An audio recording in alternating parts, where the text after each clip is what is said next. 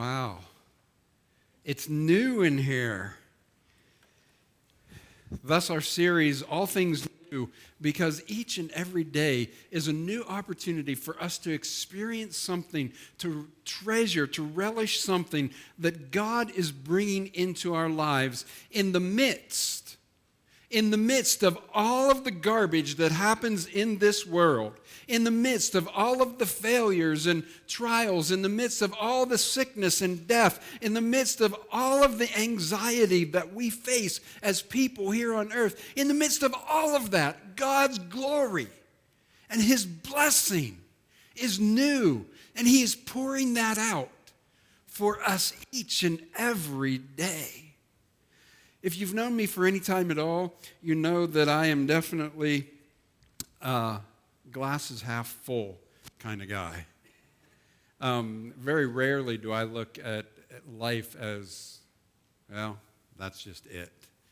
There's always room for more. There's always potential for more.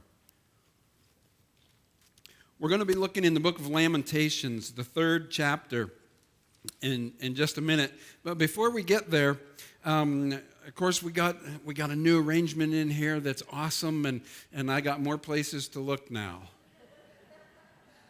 But it's awesome, and we're glad that the mass amount of you are like thumbs up. This is a good thing.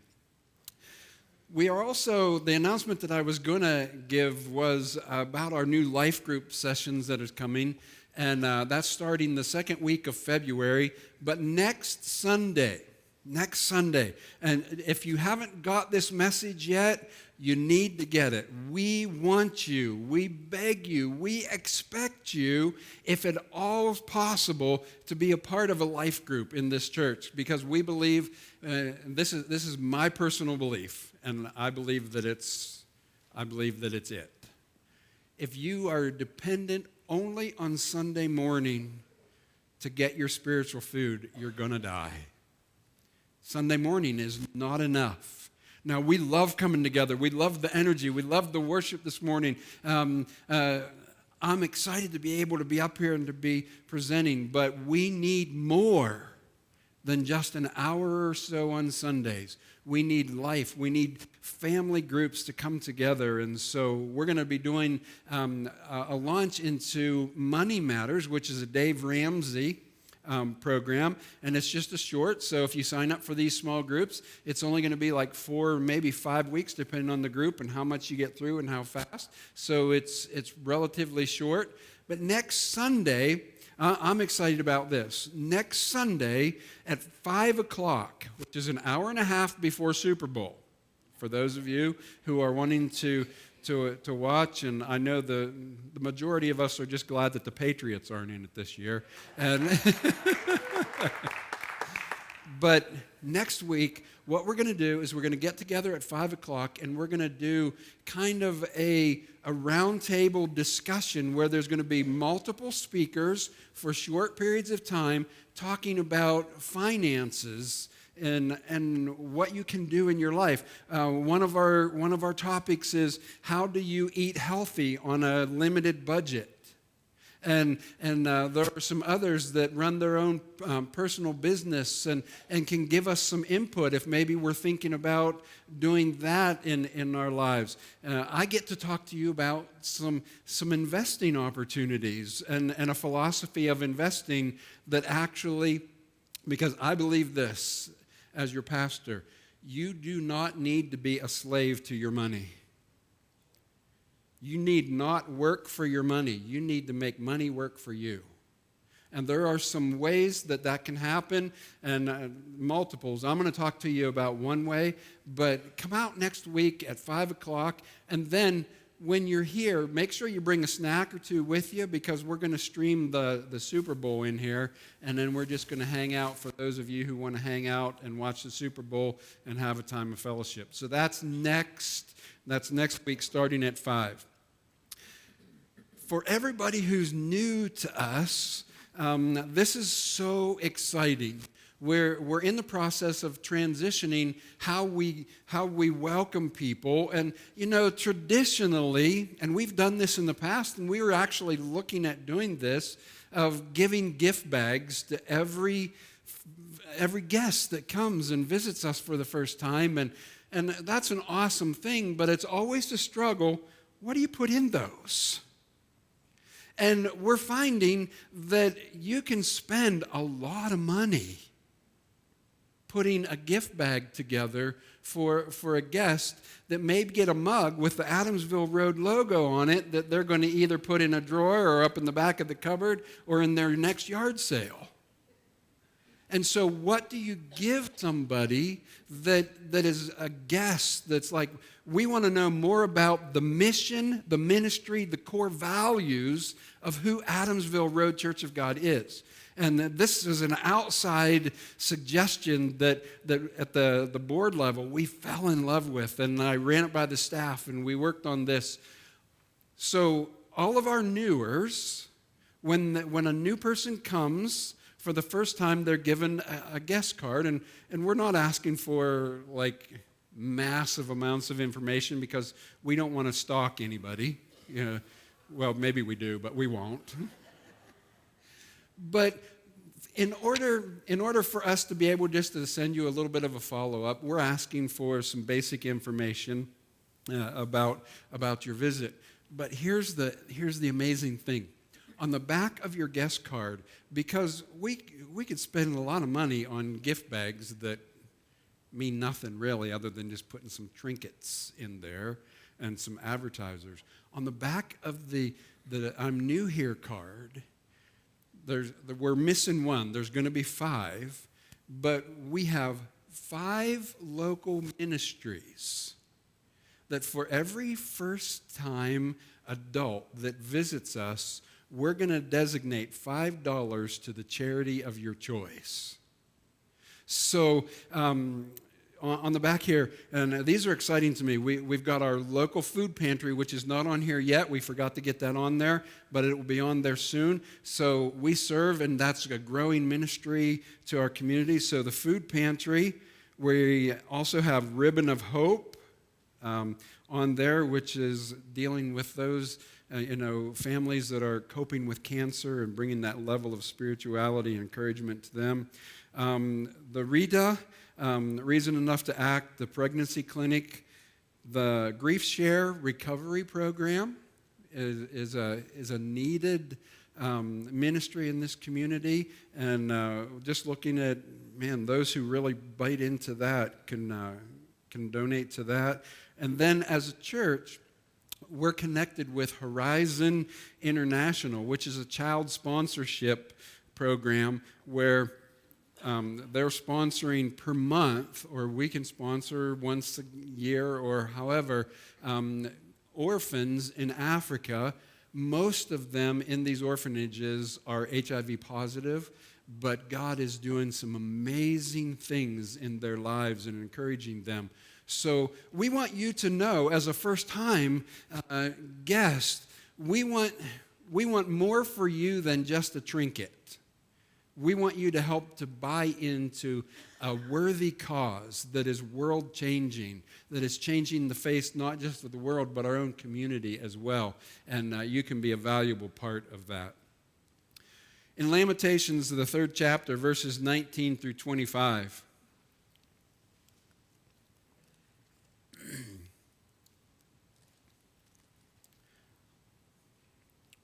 it reads like this: I remember my affliction and my wandering, the bitterness and the gall. I well remember them, and my soul is downcast within me. Yet this I call to mind, and therefore I have hope. Because of the Lord's great love, we are not consumed, for his compassions never fail. They are new every morning, and great is your faithfulness. I say to myself, the Lord is my portion, therefore I will wait on him. The Lord is good to those whose hope is in him. Now, the book of Lamentations is actually, when you boil it down, it means lament. It means grief. It means tragedy. It means hardship. It means this life is tough, and I'm going to say something about it.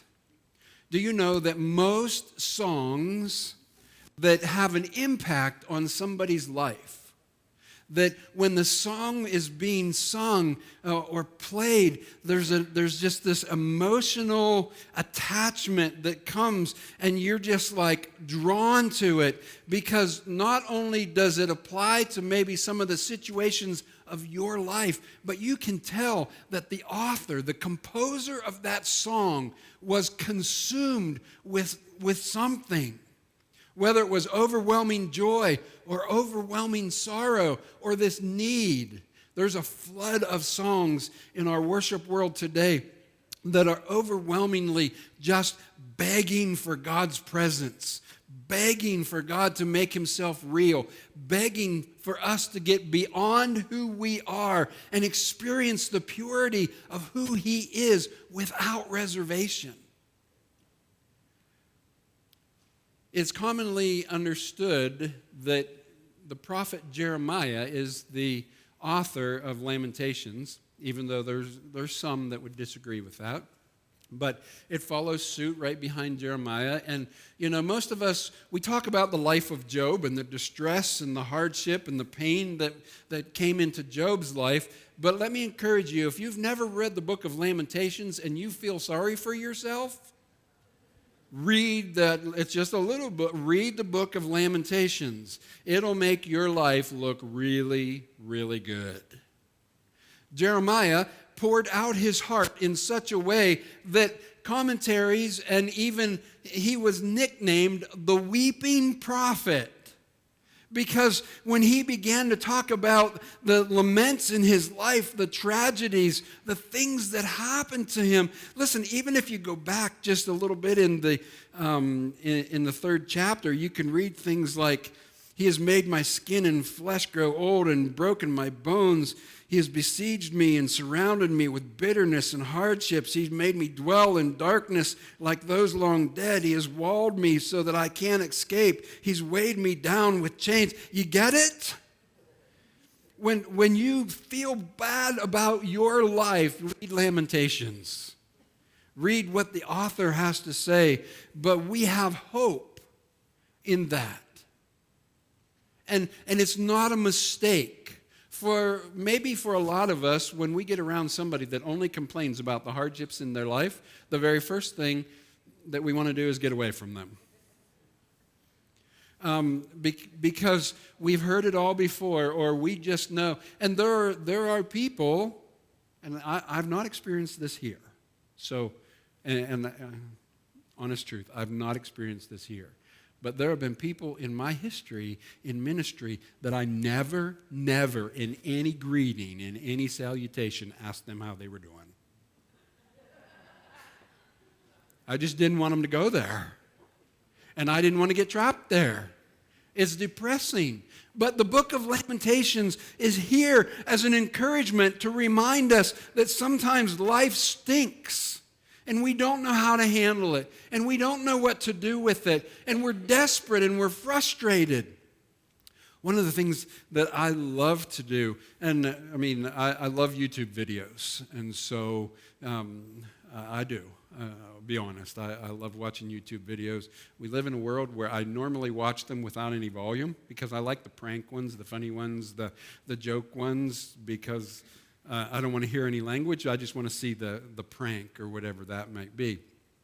Not that I would do any of that. But there's this one that I can sit and watch, and it never grows old. For any of us that have ever been on a public beach along a lake or the ocean or someplace like that, there's a lot of times a shower, an outdoor shower, that when you're done swimming, that you can rinse off. And you can rinse, if it's at the ocean, you can rinse the salt water off. You can get rid of any sand that may have gotten picked up or kicked up as you were coming out of the water and up. And before you get in your car, you can shower and get all of that stuff on. And so you got this picture in your mind of this open-air, beachside public shower. So it's just a wall with shower heads the whole way down along the edge. The prank that I can watch over and over again is where somebody puts a ladder up behind the wall. And it's usually just a wall.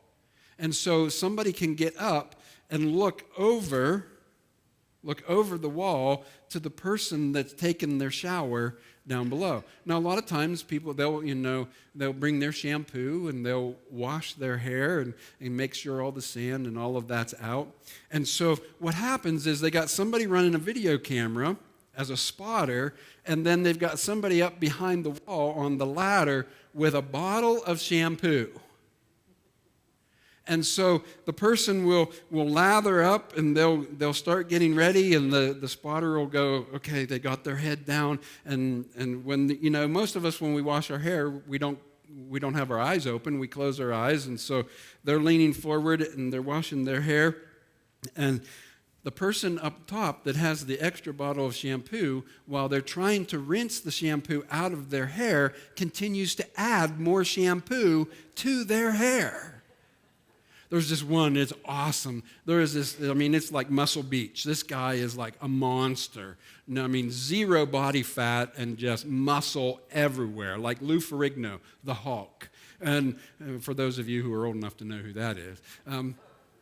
But this guy, he's taking his shower, and his hair's not long, but every time that he thinks that he's getting the shampoo rinsed out of his hair, the person reaching over adds more shampoo. And he just keeps getting more lathery, and he's getting frustrated, and he's throwing his arms, and he's throwing his shampoo bottle, and he's wailing around. And like I said, I watch without sound, so I don't know what's going on, and it maybe is far enough away even that it's not picking it up. But you can see this desperation, this frustration, this anger, this like, I cannot deal with this.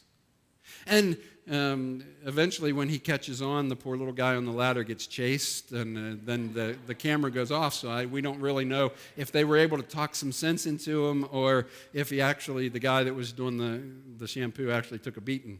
But they do it with the ladies too, and they're trying to wash their long hair off to the side, and there's more and more shampoo just running into that big glob of hair, and they can't, and it's just frustrating. God knows that the stuff that happens in our life can be as frustrating as that. And we wail at the air, and we get frustrated, and we lose our breath, and our heart rate goes up, and we punch a wall, or we kick the dog, or whatever. But there is just so much frustration that we don't know what to do with it. And I want to encourage you, in that place, God has mercy and love for you, even while you're in that place. Even while you're in that place of frustration, where you've got questions, and maybe you're angry, and maybe you want answers that you're not getting, and you're just living kind of life in a daze. Like, why is life treating me this way? That's where Jeremiah was. That's where the laments come in. Yesterday, you heard the prayer request and the prayer for Jewel. And for anybody who doesn't know, Jewel is our nephew and his wife's little girl, so it'd be great niece, right? And we ended up going to Cleveland yesterday to spend some time with the family. Joel has had some health issues for a while, and diagnosed with an extremely rare disease, but we thought they pretty much had that under control, and there wasn't a lot of symptoms until this past week, and we're not even sure that it's even related. But this past week, Mom went to wake her up to get ready for school. She's 7 years old, and she would not wake up. and she wasn't breathing. And Mom did everything she could. 911, they got her to the hospital. They immediately, from the Clarion, Brookville area, anybody that's traveled east on 80 through Pennsylvania, you drive just really close to where they live. And they life-flighted Jewel to Cleveland Rainbow Children's.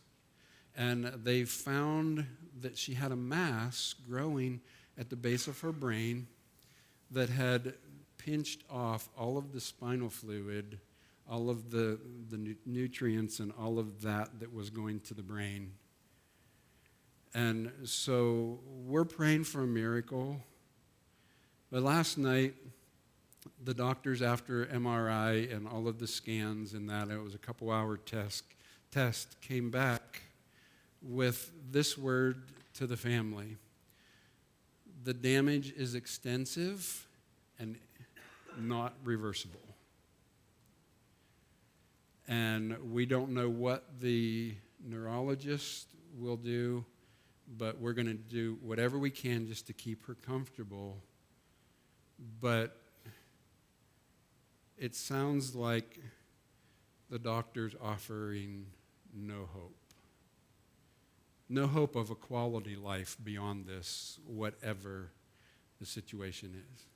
Now, we know that God can work. And there are miracles in your family's life, maybe in your own personal life, where God has brought you back, or that person back from the edge of death, or where there was absolutely no brain activity to a place now where it's like total restoration. And we're not doubting that God can do that at all. But let me tell you a few things. I'm frustrated. One might even say a little bit angry. Because it's not fair. It's not fair that an innocent little 7-year-old girl is plagued with these things in her physical body. It's not fair.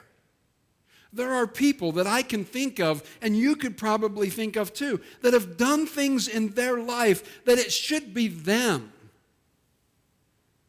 And our brain automatically, and the way that we process goes, they've done horrible things in their past.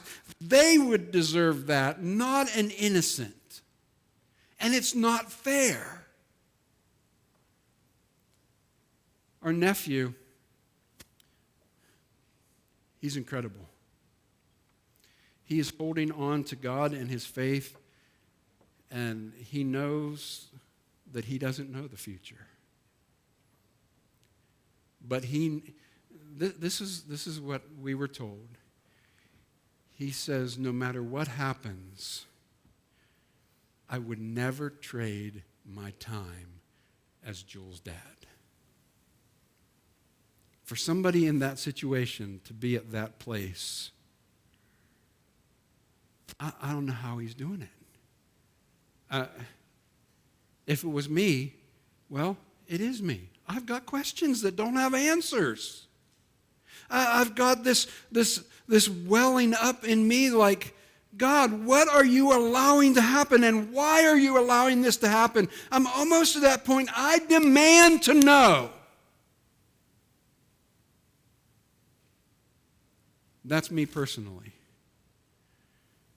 That's the prophet Jeremiah lamenting about the crap that this world can throw into your life.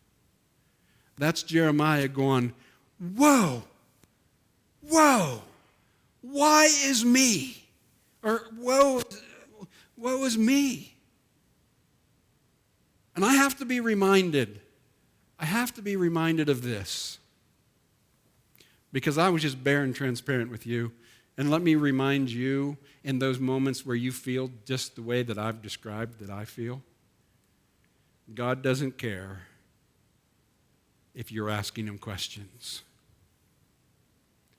God doesn't care if in the moment you do not like what's being allowed to happen.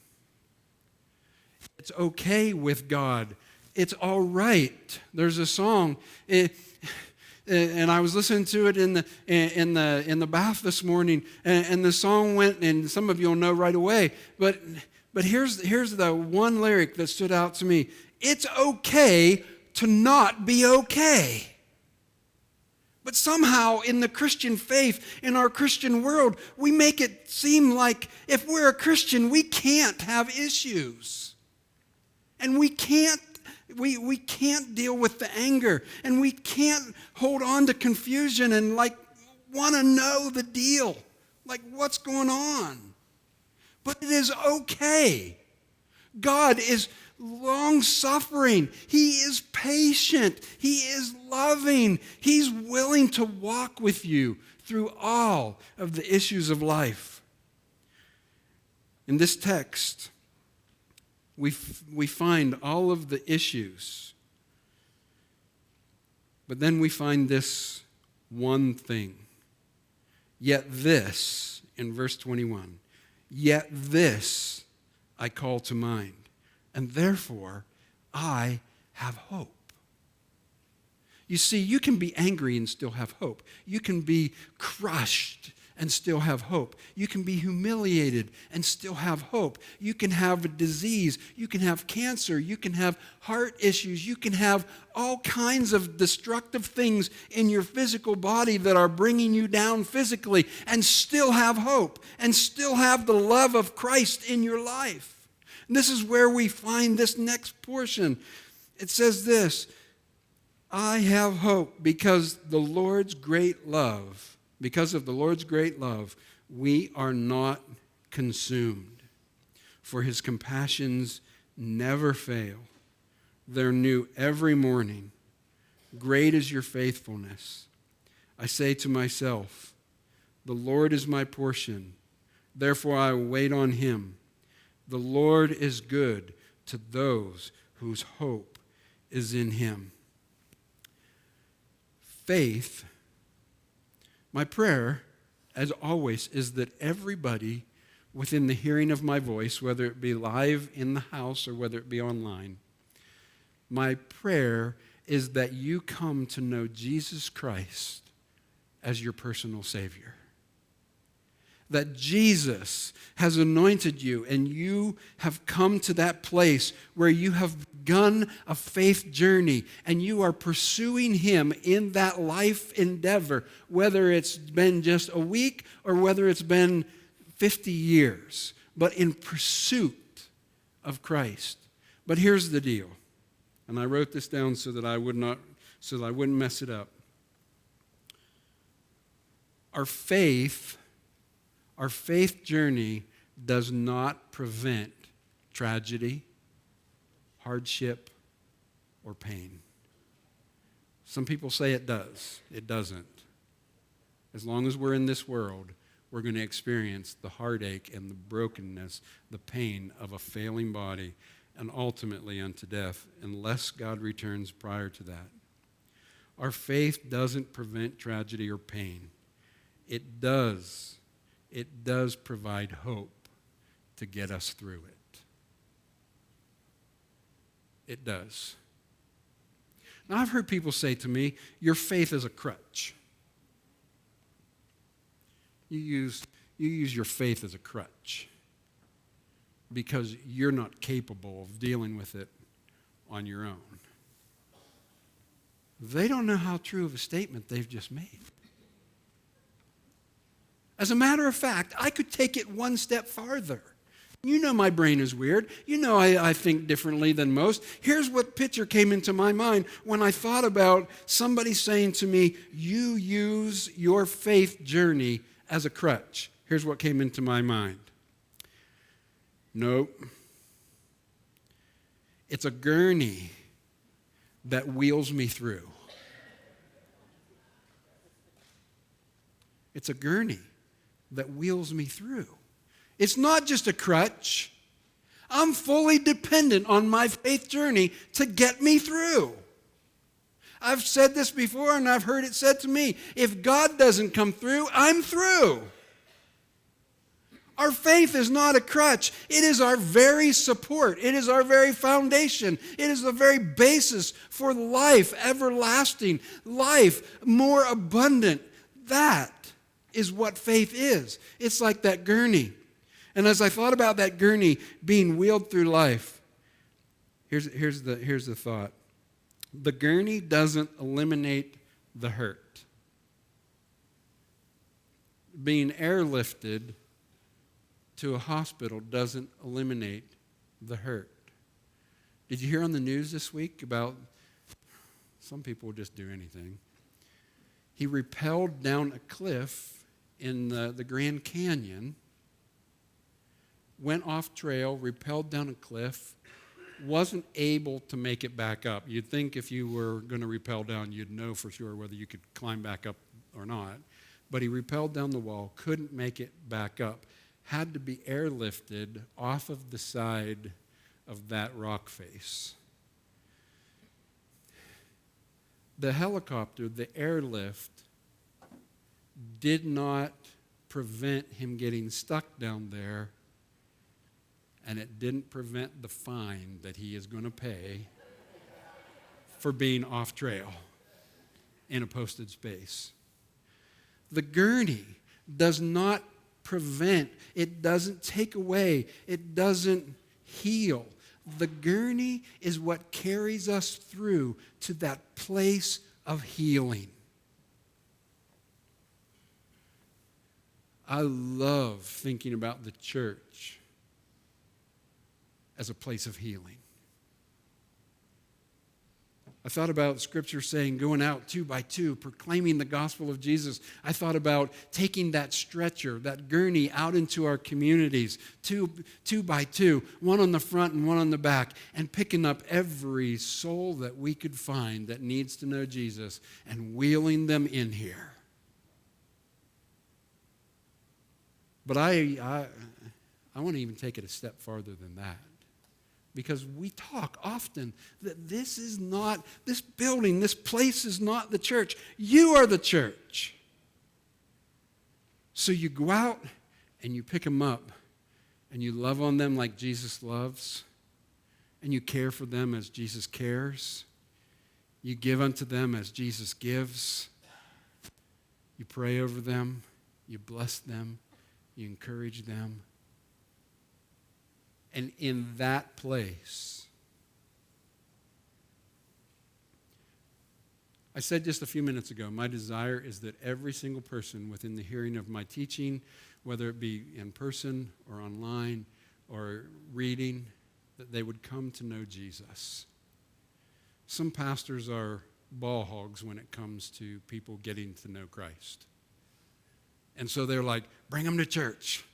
Bring them to church. We'll give them a commitment card. We'll ask them to raise their hand if God's moved in their lives. We'll ask them if they felt the tug. We'll pray over them. We'll get them to come up front. We'll do what... Listen, I would get more joy out of you coming and saying, hey, guess what?